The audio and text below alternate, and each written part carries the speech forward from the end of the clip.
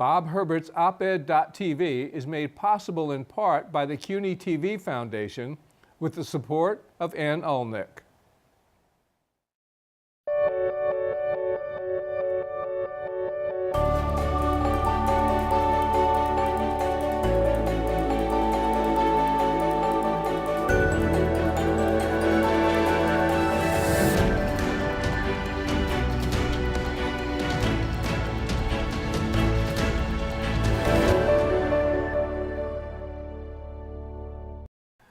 Hi, I'm Bob Herbert. Welcome to op-ed.tv. The movie Green-Book has gotten an awful lot of attention. It's based, more or less loosely, on a real episode that occurred in the Jim Crow South. And the Green-Book of the title was a real and important, even historic, publication.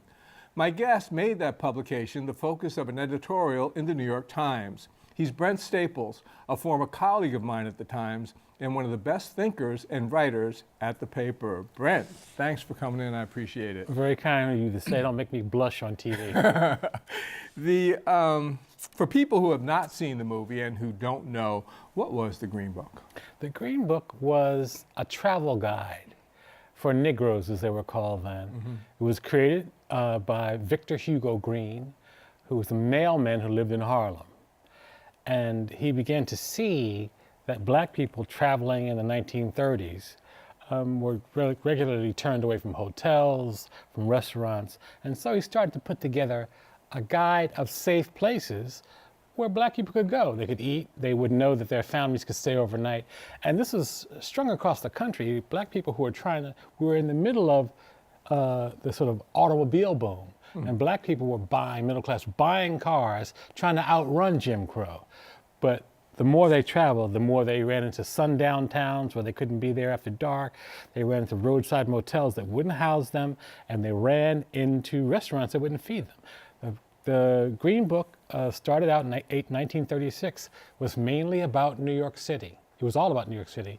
And the demand was so great, the following year he expanded it to be national. So let's talk a little bit about the Jim Crow South. So we're talking about the 30s, 40s, and on into the 50s and 60s, actually. Mm-hmm. Let's just try to imagine a family traveling by car and going across 2 or 3 states in the South. What are some of the problems and the even humiliations that they would have to encounter? Well, you know, I'm old enough not to have to imagine it. Because my family lived in the Philadelphia area, and they had roots in southwestern Virginia, Jim Crow, Virginia. And as a little boy, we drove to those places. Many black working class and middle class families who did that, they always took food in the car because they knew they couldn't stop some places and buy food. Get something to eat, right? Yeah, and they also plotted places where they could use bathrooms, because all across the South, there are gasoline stations that would take your money, but would not let you use the white-only bathroom. So they'll sell you gas. They sell you gas, but you can't use the bathroom. Wow. So black families traveling across the South routinely had to relieve themselves in roadside ditches because there was no place to go to the bathroom. And my late friend John Hope Franklin, who I know for many years, told me the story of his, in the 1940s, coming from Charleston, South Carolina, driving north. And John told me that between Charleston and Baltimore, he knew of only one black-owned gas station. Wow. Where you could use the bathroom. So this is extremely limiting. Just the basic idea of basic human functions, you know, you weren't allowed to exercise them on the road. So if you were traveling, you needed a place to stay. I mean, if you weren't going to sleep in the automobile. So what did blacks do prior to the Green-Book in terms of accommodations? Well, among the black elites, they always stayed in the homes of their friends. People like Mary Church Terrell in Washington, all the elites. John Hope Franklin, when he used to come to Cambridge, even to study, to do research, he stayed in rooming houses that owned by black people. So, you know, they stayed with friends, or they stayed in rooming houses that they knew, or black hotels that they knew. Right. Mm-hmm. Jackie Robinson had to stay in the homes of private citizens that the Dodgers would find for him. Yeah. He couldn't stay with the white ball players on the Dodgers. I know that we're talking about this in the context of the movie The Green Book, but what prompted you to actually write an editorial? Well, the Times did a little documentary. It's a very interesting documentary. It's called Traveling While Black, and it debuted at Sundance in January. And I was looking at that, and I wanted to do what I thought would be a truthful representation of the Green Book era.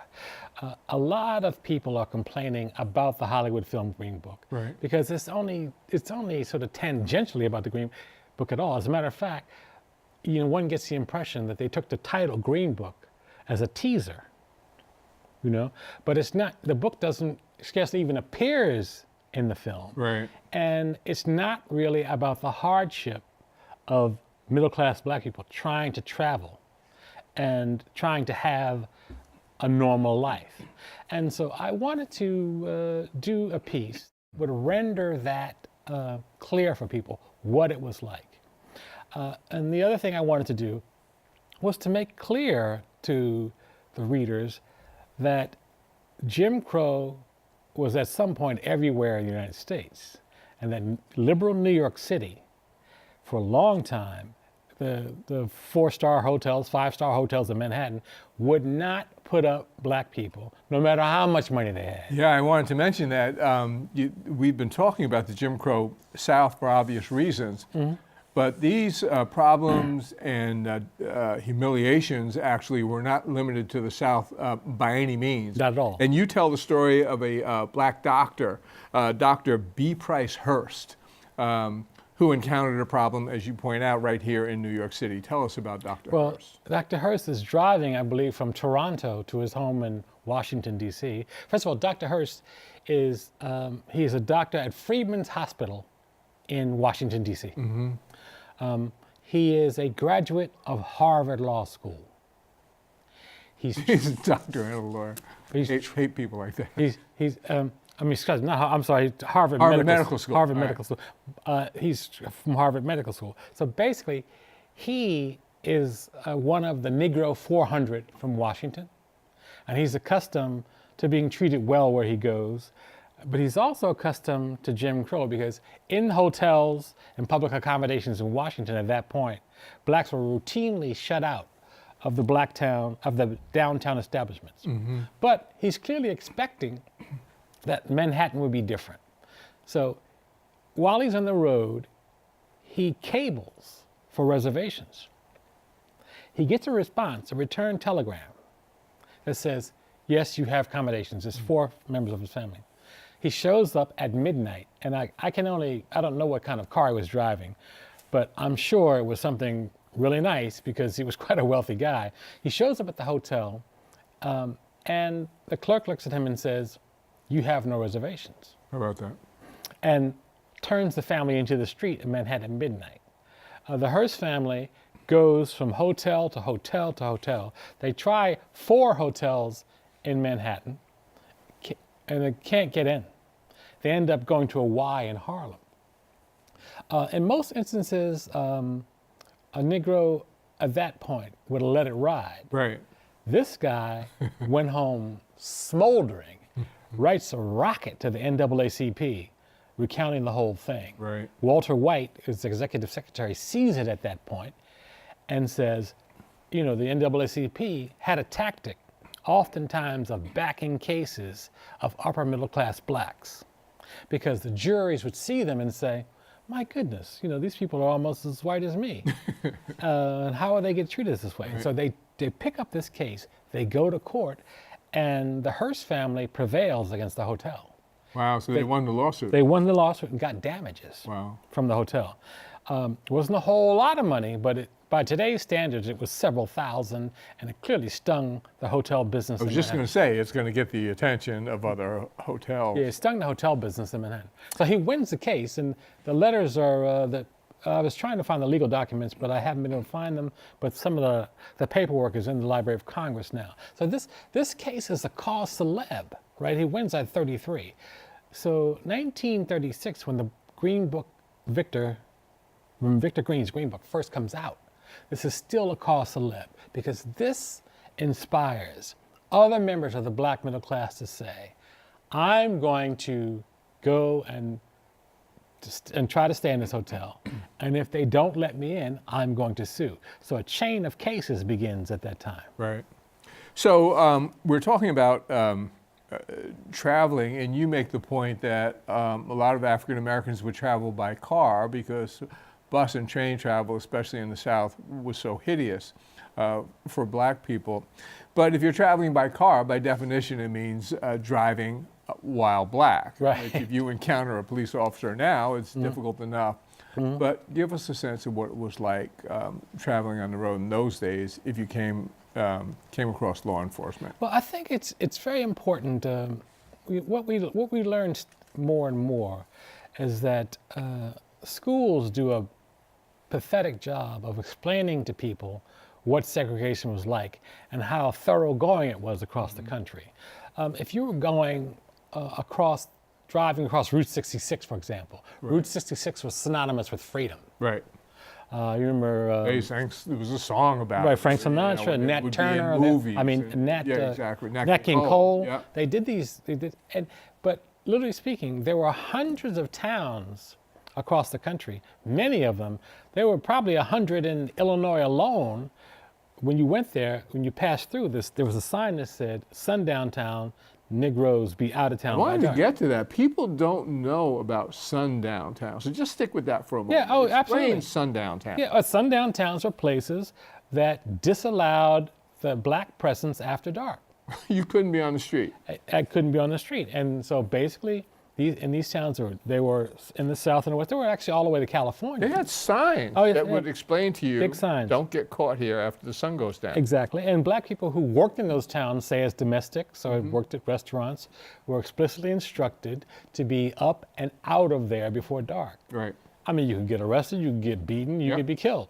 So you imagine yourself, a member of the black elite trying to cross America with your family and having to see that daily. There was another big problem. The NAACP looked into it at the time.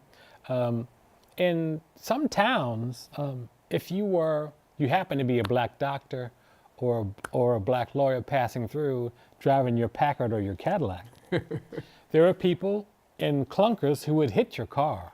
Damage your car. They would damage your car just to put you in your place. Yep. There was that.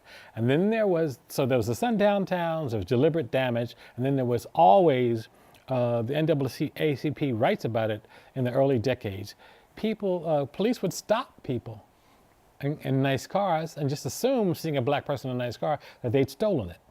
So you had to sort of run this gauntlet, all across the country. So it was kind of a brave thing to set out with your family for a cross-country journey by car if you were black. And one sees how something like the Green-Book, as one of the historians says, the Green-Book was the Bible of the Negro traveler. Because the ultimate problem was, when you got tired, you needed some place to lay your head down. And you needed some place to relieve yourself. Yeah. The one of the dangers of anyone who's driving on a highway is the possibility of an accident. Yes. For African Americans in those days, it was always a potential catastrophe if you were in an accident. Explain why that would be the case. Well, in the southern states in particular, I mean, the story of medical segregation in America has not been told. Right. It was in 2008, I think I did a column about the American Medical Association apologizing nationally for aiding and abetting Southern doctors in segregation and Southern medical schools, because Southern medical associations denied black doctors entrance to those places, denied them privileges in hospitals, and denied them entrance to the specialties, which basically kept black people from having top-flight medical care. Right.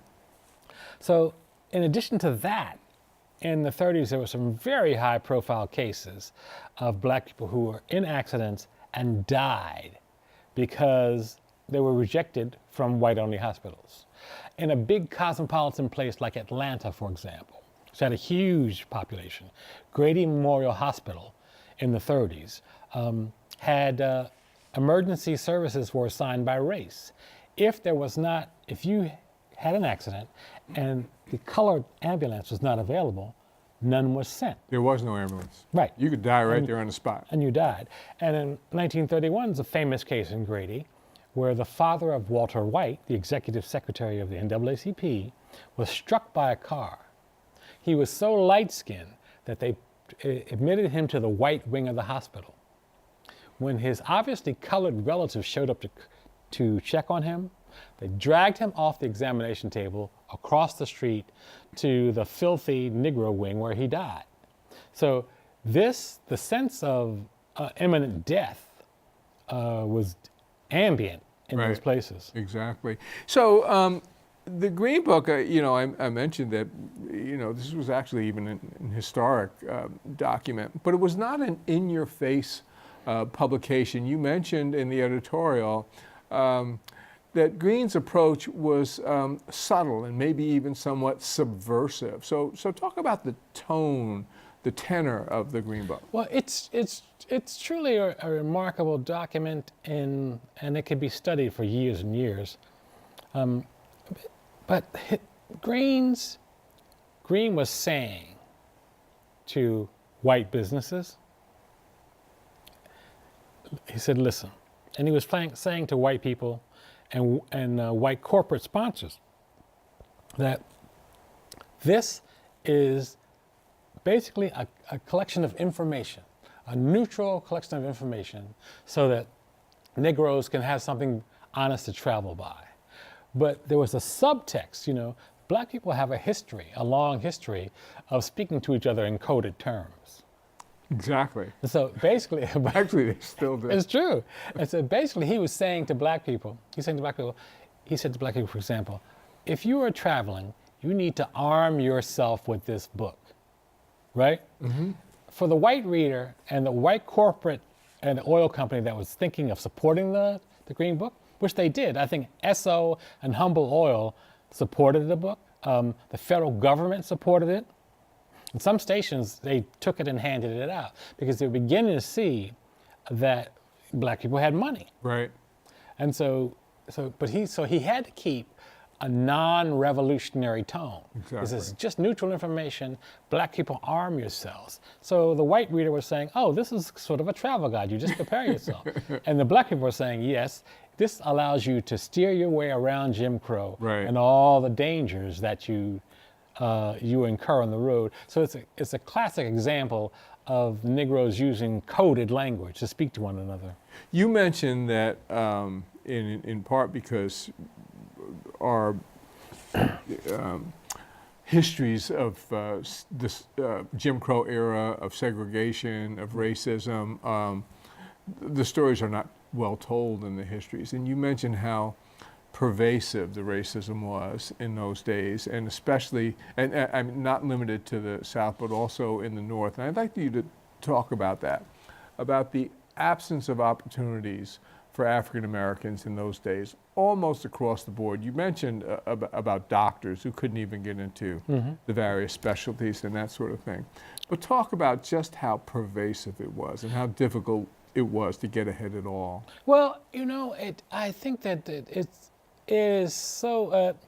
I did some interviews in New York into the 40s. If you walk into a bank now, all you see is colored tellers. Yeah. In the 1940s, it was still difficult for black people to get jobs as bank tellers. Mm-hmm. And a lawyer, I know an old lawyer in his 80s, was talking to me about a relative of his who was really light-skinned and got a teller's job in a bank downtown. He fell out with his wife or his girlfriend, one or the other, who was brown-skinned, who showed up and ratted him out to the bank, and he was fired. I mean, so basically Jim Crow was everywhere. And take, for example, if you walk through Midtown now, beginning in the 1990s, you walk through Midtown, you begin to see 2000, you begin to see billboards of black people offering financial advice. Right. It would have been unheard of. Would have been unheard of at those times, and you couldn't even. The best you could do was get a sweeping job in those places. But the thing that really I think I'm really focused on these days is the untold story of the cost of medical discrimination. The Charles, the doctor who helped to invent Drew, who helped to invent Blood plasma? blood plasma. Right. He became, I think, the first doctor, the first black doctor to be accepted in a surgical internship in a New York City hospital. Once again, he was very light-skinned, and some people clearly assumed that he was white. And it was kind of like a backdoor internship. So throughout the country, there was this barrier at the hospital door. But I tell you, the story of housing segregation, employment segregation in New York is still very, very poorly told. Huh? And I think the Green Book will provide a way to look at that, because it is a record, of black businesses, and it tells you a little bit about that. And so basically that landscape you can be able to see. So we're talking about the era of Jim Crow and rampant, overt segregation and racism. We are now in an entirely different period, but I often hear the discussion, how far have we really come? So obviously it's radically different. Half a century ago, you and I wouldn't be sitting here having this discussion. For example, we would not have worked at the newspapers that we worked for. And as everybody seems to point out, we have had a black president. But how well or poorly do you think we've done as a society over the past 50 or 60 years when it comes to racial prejudice and racism and expansion of opportunities, those sorts of things? Well, it's important to remember, it is important to remember that black people up until roughly 1970 were denied federally backed mortgages as a matter of federal policy. Right. Exactly. Because the federal government redlined black areas and promoted segregation and would not lend to black borrowers. It didn't matter how much money you had. It wasn't a question of whether you could afford the property or the mortgage or anything like that. The primary way Americans accumulate wealth in America is through home ownership and appreciation of property values. We were denied that up until the Fair Housing Act of 1968, and then the switch didn't turn. There were a lot of lawsuits, and still questions about, there are lawsuits about unfair lending policy to this very day. So there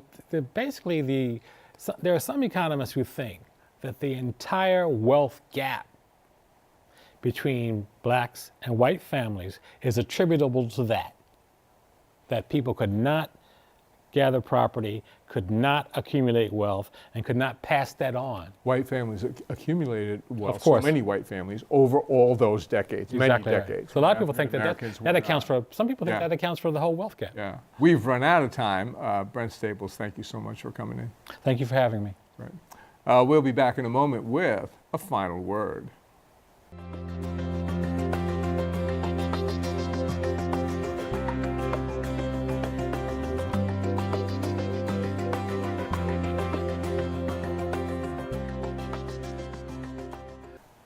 A couple of decades ago, according to the Washington Post, the editor of a tiny newspaper in Alabama, the Democrat Reporter, was being praised on the floor of Congress and recommended for a Pulitzer Prize. That editor, Goodloe Sutton, apparently had a reputation for uncovering corruption and pursuing evildoers. Maybe. But as the Post reports in a lengthy article, Sutton is in the news again, and this time the topic is enough to turn your stomach. An editorial written by Sutton and published in the Democrat Reporter says it is time for the Ku Klux Klan to ride again. In an interview with the Montgomery Advertiser, in which he stood by the editorial, Sutton said we'd all be better off if we could get the Klan to go up there and clean out D.C. We'll get the hemp rope out, he said, loop them over a tall limb, and hang all of them. In Sutton's view, the Klan was not so bad. They didn't kill but a few people, he said, and they weren't violent unless they needed to be. The truth is that Sutton has for years been publishing his hateful and racist views. An editorial a few years ago complained that the mayor of a city up north had, quote, displayed her African heritage by not enforcing civilized law, unquote. Another said that dope heads know how to grow marijuana, but not cotton. Quote, they don't pay sales taxes on what they grow, so this doesn't register with the economists who compile the statistics about jobs and employment. This market, according to Sutton, is dominated by blacks. Sutton's paper described President Obama as a Kenyan orphan president who was elected because Americans thought it would be cool to have a colored man in the White House. He seemed to have a lot of fun with the controversy over NFL players kneeling during the national anthem. An editorial proclaimed, quote, that's what black folks were taught to do 200 years ago, kneel before a white man. Thanks to people like Goodloe Sutton, that's the sort of thing that can still show up in a newspaper in Alabama, in the United States of America, in 2019. That's all for now. See you next time.